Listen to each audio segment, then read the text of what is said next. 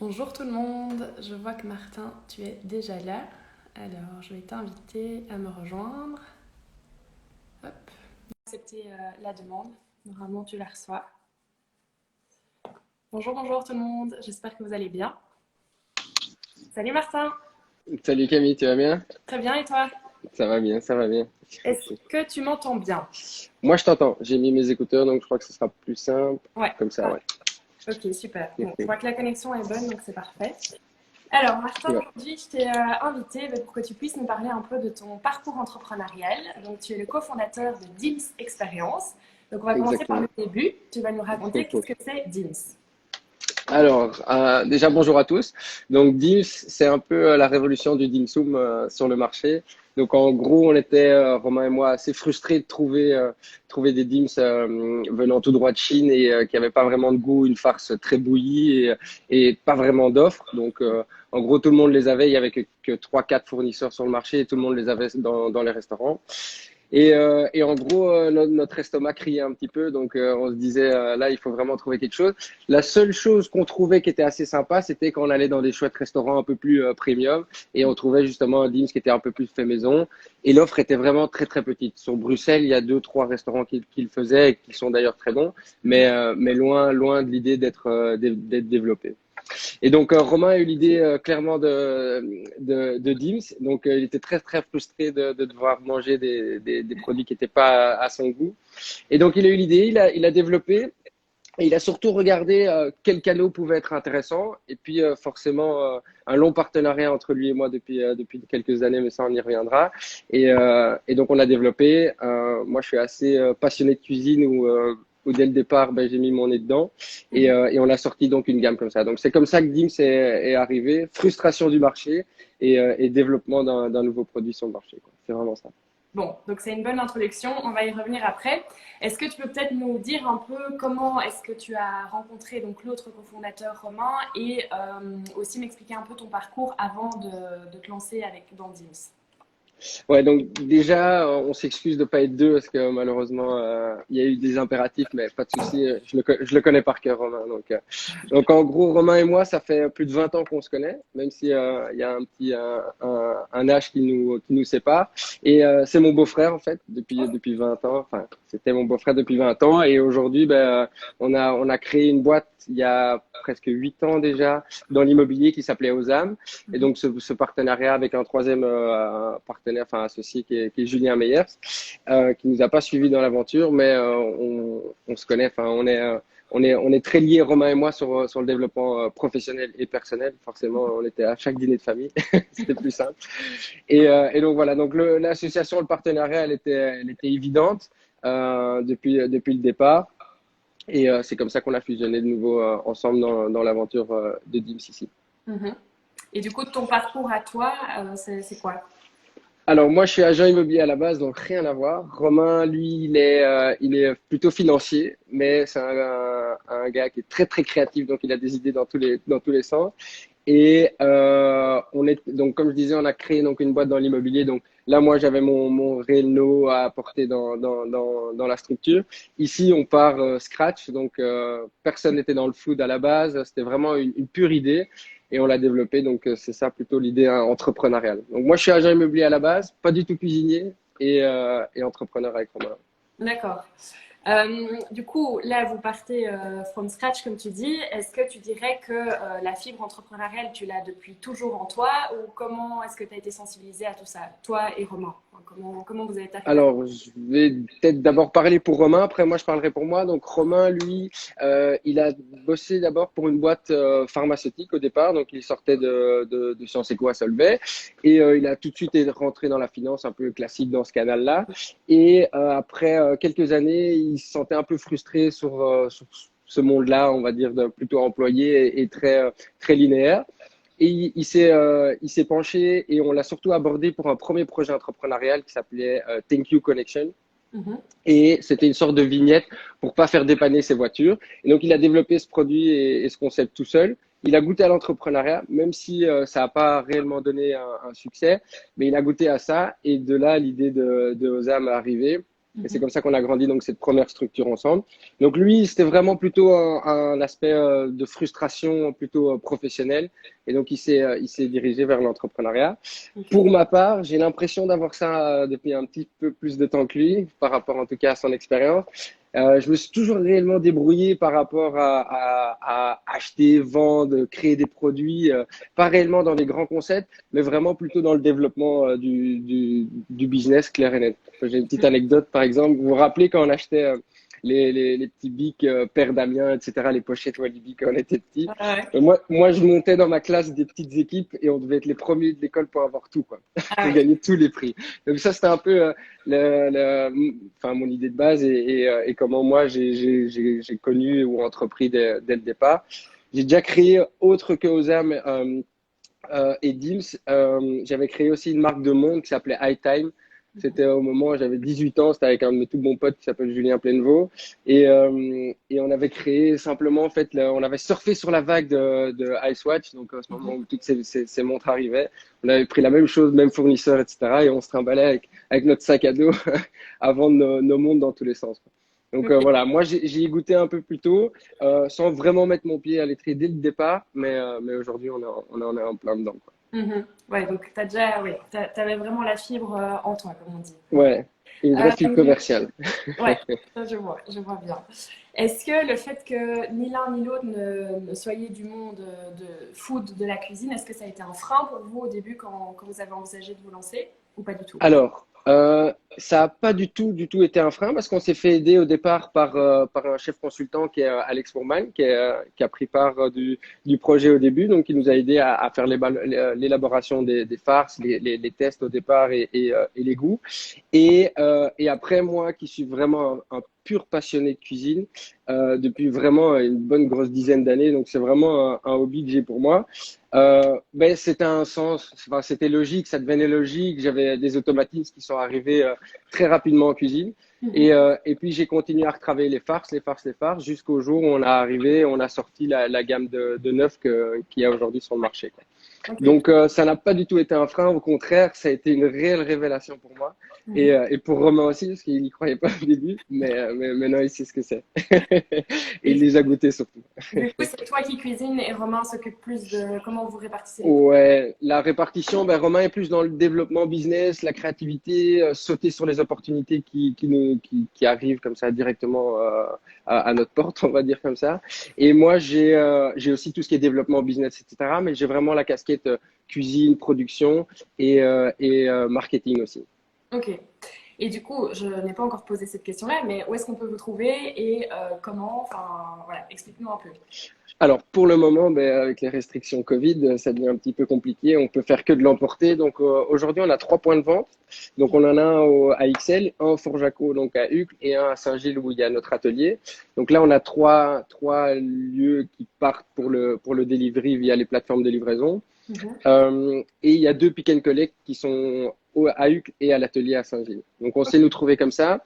L'avantage aussi, c'est on a créé un e-shop sur notre site. Et donc, via le e-shop, on peut commander, donc pas passer par les plateformes, venir chercher en pick and collect Ok. ou simplement, donc, il y a une différenciation aussi. Surtout, on peut acheter chaud, donc, comme un repas classique à midi ou le soir. Ou on Mhm. peut aussi acheter le produit congelé et avoir l'expérience, parce que c'est une réelle expérience, à la maison, en cuisinant, tout simplement. Donc, c'est vraiment un petit plus pour le produit. Trop chouette. Et Ouais, c'est ça, c'est vraiment trop bien. 7 jours sur 7, midi, soir, ou c'est Alors, on est fermé le lundi, on est ouvert du mardi donc au vendredi midi soir sur les 3 points de vente Ok. et uniquement samedi et dimanche soir sur les 3 points de vente aussi. Donc fermé le lundi et sinon vous nous retrouvez tous les midis sauf le samedi et le dimanche. Ok, parfait.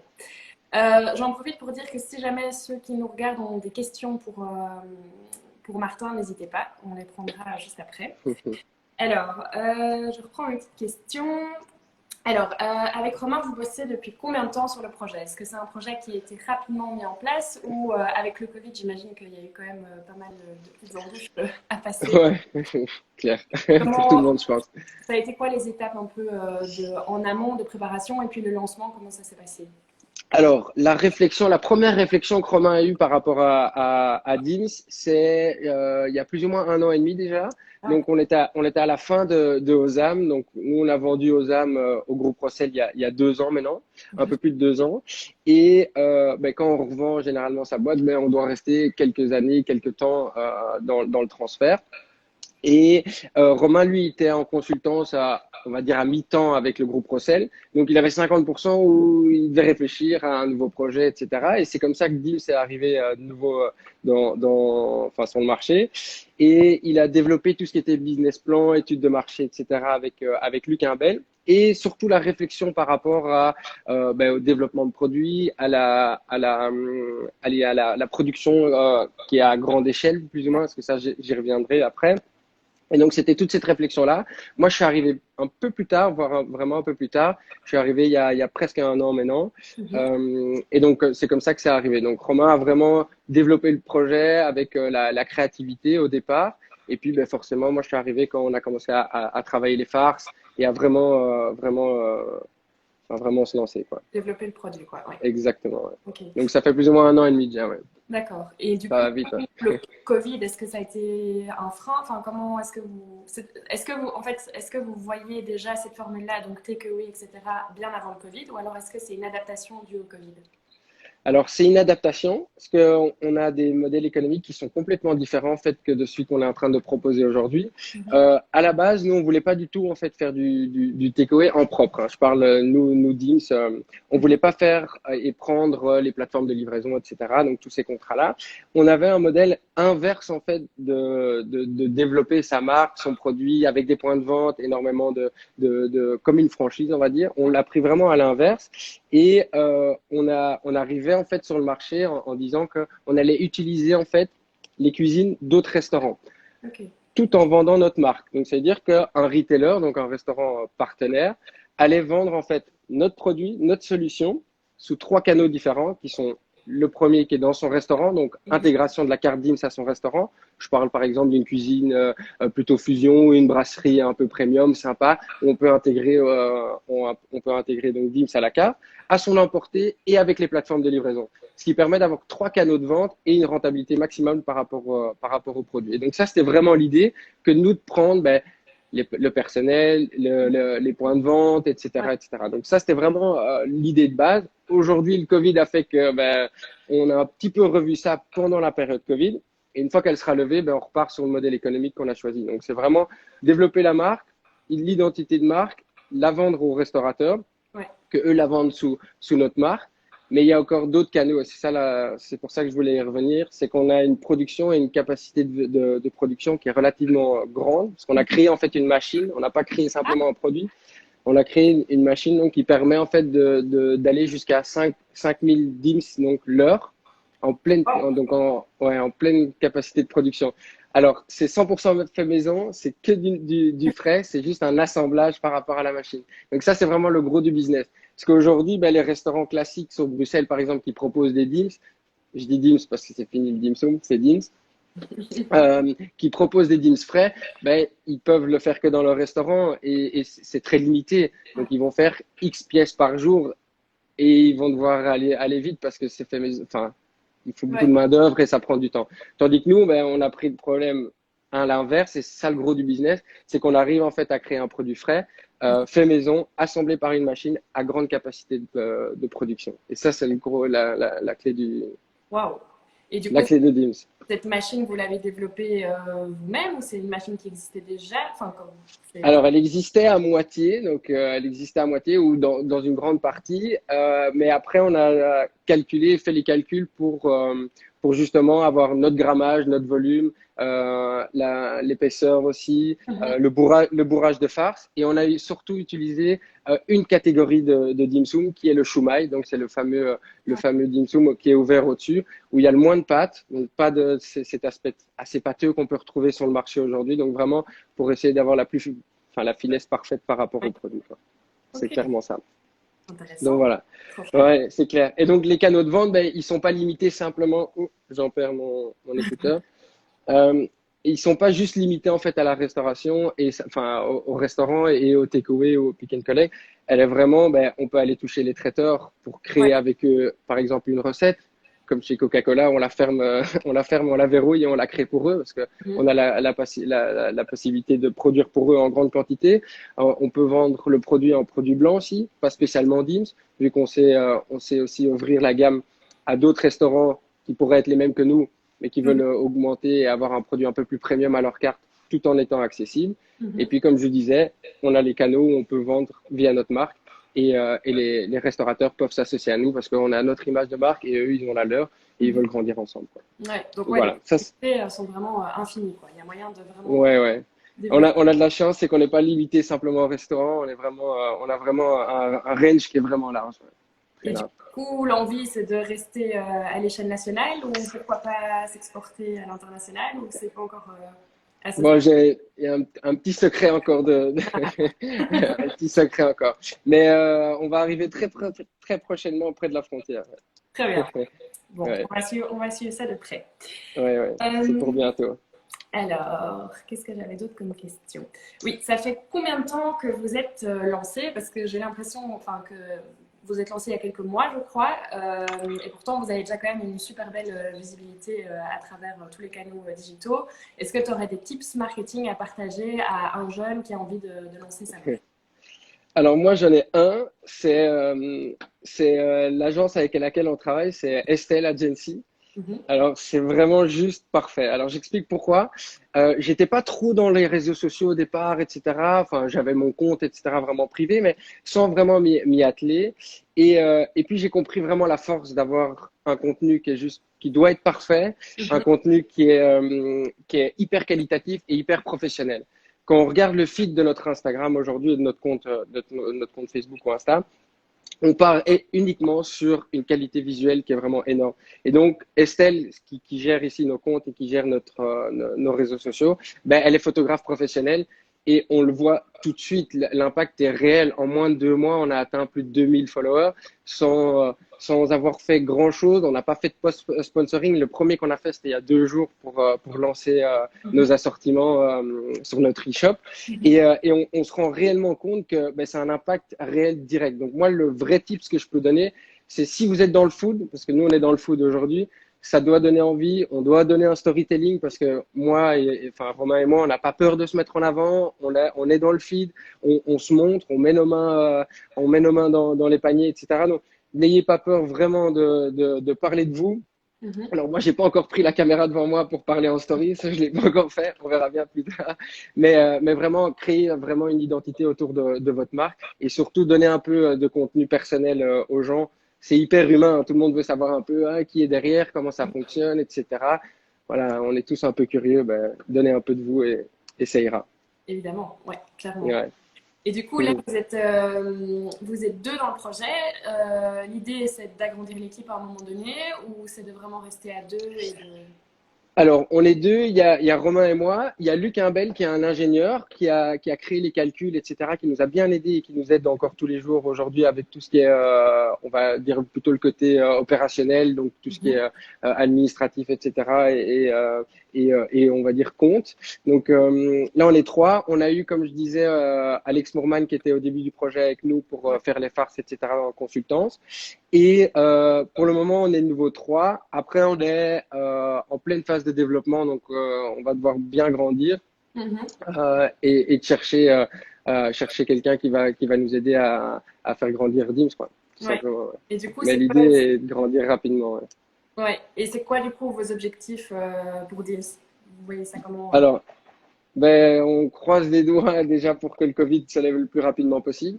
ouais. Parce que comme ça, on va pouvoir aller attaquer le marché directement. Alors, on a des prévisionnels qui sont super bons, avec des intérêts énormes. On a déjà des gros contrats signés. Comme je disais, hors plateforme de livraison, takeaway, etc. Vraiment rentrer en direct dans dans les restaurants, donc via notre marque et enfin, rentrer dans leur menu. Et on a surtout, on va intégrer des food markets. Mhm. Donc là, on va intégrer le Wolf Oh, trop bien. et, et on va intégrer le nouveau Wolf de Waterloo qui s'appelle le Bivouac. Et attends, juste 2 secondes, Vas-y, vas-y. là, je peux vraiment pas. 2 secondes, hein. Vas-y, vas-y. Et donc, à nouveau, si vous avez des questions pour Martin, n'hésitez pas. Je crois que Estelle qui demande des objectifs clairs. Donc, c'est ce que Martin Ouais. est en train d'expliquer. Je regarde s'il y a d'autres questions. Pas pour le moment. Voilà, désolé. Merci. C'était le facteur. Donc je disais ouais, on va intégrer donc les food markets. Donc ça, ce sera nous en direct parce que là, on veut développer notre marque et notre identité. Il y a le nouveau Wolf de Waterloo aussi qui va ouvrir, qui va s'appeler le Bivouac, où on va intégrer aussi ce food market là. Donc ça, c'est une petite exclusivité qu'il y a aussi sur Waterloo. Le petit tips aussi de la frontière, mais ça, je vous en dirai peut-être un peu plus tard. Ouais, très bien, parfait. Alors, qu'est-ce que j'ai d'autre comme question? Oui, alors, donc tu disais que tu avais déjà quand même pas mal d'expérience dans l'entrepreneuriat, que tu as déjà testé plein de secteurs, etc. Je pense qu'à mon avis, tu ne vas pas t'arrêter à Dims et que tu as peut-être déjà plein d'autres idées de projets. Mais si tu devais donner 3 conseils à un jeune qui a envie de se lancer, tu dirais quoi? Je dirais déjà croire en ton idée, ça c'est le plus important. Il faut surtout pas avoir peur. Compte pas tes heures parce que ta tête elle va fusionner dans tous les sens, elle va jamais s'arrêter.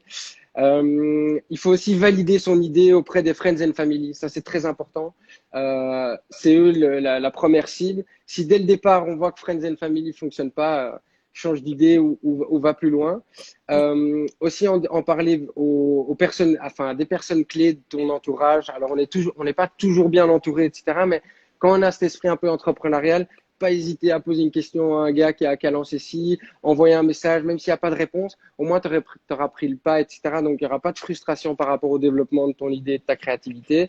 Et puis nous, ce qu'on a fait, c'est quelque chose qui fonctionne bien aussi de notre côté, c'est qu'on a fait des levées de fonds pour Osam et pour Dims ici. Mhm. Et grâce à ça, tu as un développement de business et qui s'accélère vraiment hyper rapidement. Donc ça, il faut vraiment pas hésiter à lâcher un peu de son capital, entre guillemets, de la société, Ok. lever des fonds et de pouvoir s'entourer vraiment d'un vrai know, quoi. Donc si on ouvre les portes du capital, bah, mettez des gens à la table qui en valent la peine, quoi. Pas Ok. seulement financier, mais qui donnent vraiment un know dans le développement du business. Mhm. Ça, c'est vraiment un Est-ce plus. est-ce que tu peux peut-être un peu nous expliquer comment ça fonctionne les levées de fonds? Parce que peut-être il y a des gens qui ne savent pas ici, enfin ceux qui nous écoutent. Alors, une levée, c'est simplement une personne enfin, on propose le projet à une personne qui va intégrer le projet s'il a envie, bien évidemment, à une valorisation de la société. Donc, c'est-à-dire qu'il va faire rentrer de l'argent dans la société pour avoir quelque part. Ok. Et il va donner vraiment tout son savoir-faire pour essayer de développer au maximum l'idée avec nous. Donc ça, c'est dans les grandes lignes la levée de fonds, on va dire d'une manière simple. C'est simplement faire rentrer vraiment des nouveaux actionnaires dans la société, dans une structure, et Mhm. de pouvoir prendre vraiment tous leurs intérêts et leurs valeurs ajoutées pour pouvoir développer le projet. Grâce à cet argent financier, on va dire, ben, ça ouvre des portes supplémentaires. Ok. Et pourquoi est-ce que par exemple vous avez choisi l'option levée de fonds plutôt que crowdfunding? Alors, la levée de fonds chez nous, ben, c'est une bonne question. Enfin, oui et non. On a levé quand même pas mal, donc déjà par rapport à la machine, etc., par rapport à la structure. On a eu des coûts fixes qui étaient relativement élevés en début de projet. Ouais. Et puis, on voulait surtout, euh, vu qu'on avait déjà lancé OSAM, etc., on avait fait une levée de fonds, etc., mais on, on voulait aller vraiment plus vite par rapport au développement de Dims. C'est un produit qui se crée, par exemple, le jour 1 et qui se vend le jour 2. Donc, c'est vraiment super rapide. Et si on a un développement qui est vraiment hyper rapide et dans cette lignée-là, ben, entre guillemets, rien ne peut nous arrêter. Ce n'est que du développement. Mais le développement des coûts financiers. Et pour gagner de l'argent, il faut en dépenser. Mais il faut en avoir aussi. C'est une vraie devise, ça. Ah ouais, c'est super. Alors ici j'ai une question. Est-ce que vous allez produire des DIMS avec des recettes européennes pour les fêtes, genre foie gras, oignons confits? Ça, ça va être peut-être les dîmes signature. Alors, comme je disais, tout est fait maison, tout est créé par nous, etc.